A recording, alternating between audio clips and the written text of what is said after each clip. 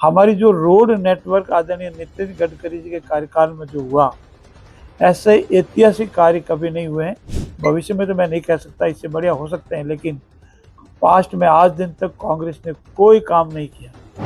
ऐसी स्थिति में मैं धन्यवाद दूंगा कोई केंद्रीय मंत्री स्वयं मौके पर आकर के रोड का निरीक्षण करे, इससे पता लगता है कि उनके मन में कितना दर्द है। पार्लियामेंट में उन्होंने खड़े होकर स्टेटमेंट दिया है, आप सब माननीय सदस्य मांग लें, आप मांगते मांगते थक जाएंगे, मैं देता नहीं थकूंगा। इसलिए मैं आभार व्यक्त करता हूँ आदरणीय नीतीश जी का, जो हिंदुस्तान में रोड नेटवर्क उससे सबसे ज़्यादा फायदा मिला है वो राजस्थान को।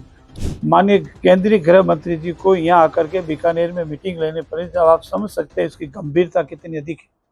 अगर कोई अच्छी बात है और कॉपी भी हुई है तो उसमें कोई एतराज नहीं हमको, पर माननीय अशोक गहलोत जी ने कहा जरूर, किया नहीं।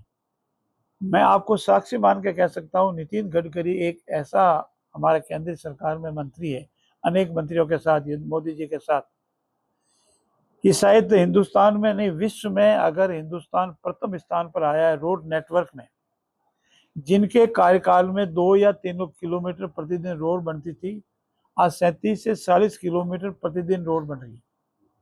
चाहे मेगा हाईवे हो, भारतमाला हो, एक्सप्रेस वे हो। अब आप कल्पना कीजिए, हमारे यहाँ की, चूंकि आप साक्षी हो सकते हैं, भारतमाला से दक्षिण से निकल करके ठेठ पूर्व तक जाता है, पूर्व से निकल के दक्षिण तक जाता है। हमारी जो रोड नेटवर्क आदरणीय नितिन गडकरी जी के कार्यकाल में जो हुआ, ऐसे ऐतिहासिक कार्य कभी नहीं हुए हैं। भविष्य में तो मैं नहीं कह सकता, इससे बढ़िया हो सकते हैं, लेकिन पास्ट में आज दिन तक कांग्रेस ने कोई काम नहीं किया। आप कल्पना कर सकते हैं बर से जोधपुर सीसी रोड, आप कल्पना कर सकते हैं जोधपुर से नागौर सीसी रोड, आप कल्पना कर सकते हैं जैसलमेर वाली रोड। तो ये जो नेटवर्क उनका जो ये मानना है कि बार बार रोड बनाने से आर्थिक नुकसान होता है, एक बार बनाने से 30 और 40 साल का समय बीता, इसीलिए उन्होंने सीसी रोडों का कंसेप्ट तैयार किया। ऐसी स्थिति में मैं धन्यवाद दूंगा कोई केंद्रीय मंत्री स्वयं मौके पर आकर के रोड का निरीक्षण करे, इससे पता लगता है कि उनके मन में कितना दर्द है कि मेरा जो हिंदुस्तान का पैसा लगता है वो वाकई जनता के उपयोग में आना चाहिए। रोड की उपयुक्तता होनी चाहिए, क्वालिटी होनी चाहिए, और क्वालिटी के लिए वो जाने जाते हैं।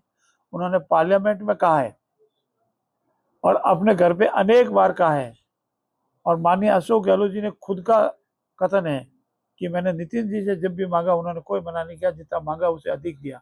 पार्लियामेंट में उन्होंने खड़े होकर स्टेटमेंट दिया है, आप सब माननीय सदस्य मांग लें, आप मांगते मांगते थक जाएंगे, मैं देता नहीं थकूंगा। इसलिए मैं आभार व्यक्त करता हूँ आदरणीय नीतीश जी का, जो हिंदुस्तान में रोड नेटवर्क उससे सबसे ज्यादा फायदा मिला है वो राजस्थान को मिला। और राजनीति हो रही है, करवाई जा रही है, तुष्टीकरण की प्रकाष्ठा हो रही है। एक प्रतिबंधित क्षेत्र है, उस प्रतिबंधित क्षेत्र में हिंदुस्तान की सुरक्षा व्यवस्था को लेकर के, आंतरिक सुरक्षा को लेकर, बाहरी सुरक्षा को लेकर के कोई किसी तरह का कंस्ट्रक्शन नहीं हो सकता।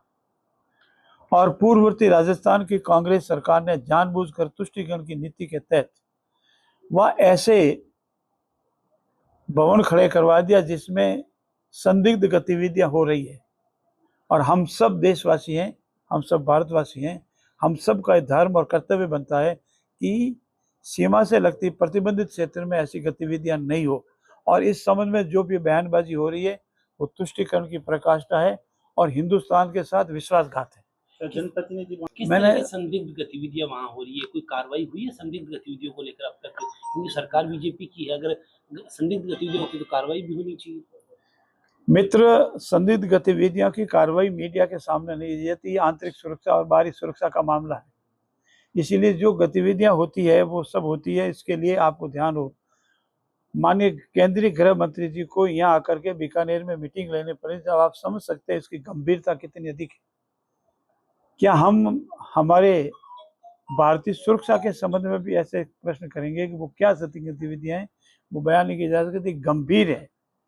ऐसी स्थिति में मेरा ये मानना है कि प्रतिबंधित क्षेत्र में किसी तरह का कोई भी अवैध निर्माण नहीं हो सकता, और अवैध निर्माण करेगा तो वो नियमानुसार उस पर कार्रवाई होगी। कई जनप्रतिनिधि उनके समर्थन में वो तुष्टीकरण के तहत जितने भी जनप्रतिनिधि है वो एक राजनीतिक विचारधारा रखने वाले लोग हैं और कोई नहीं है। और कोई सच्चा भारतीय नागरिक इस संबंध में ऐसी कोई बात नहीं करेगा। मुझे पूर्ण विश्वास है हम सभी मिलकर के हिंदुस्तान की सुरक्षा को पहले माने और बाकी बातें बात। या कोई सबसे पहले तो मैं अब फिर आपको दुरुस्त करूं, सरकार चुनाव कराने को हमेशा तत्पर और तैयार थी और आज भी है। चुनाव कराने का काम सरकार का नहीं है, चुनाव कराने का काम चुनाव आयोग का है।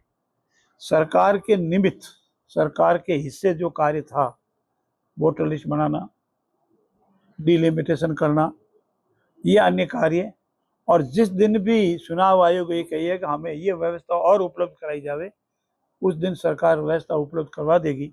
चुनाव कब करवाना या नहीं करवाना ये चुनाव आयोग का काम है। मुझे पूर्ण विश्वास है कि जल्दी चुनाव आयोग चुनाव करवाएंगे।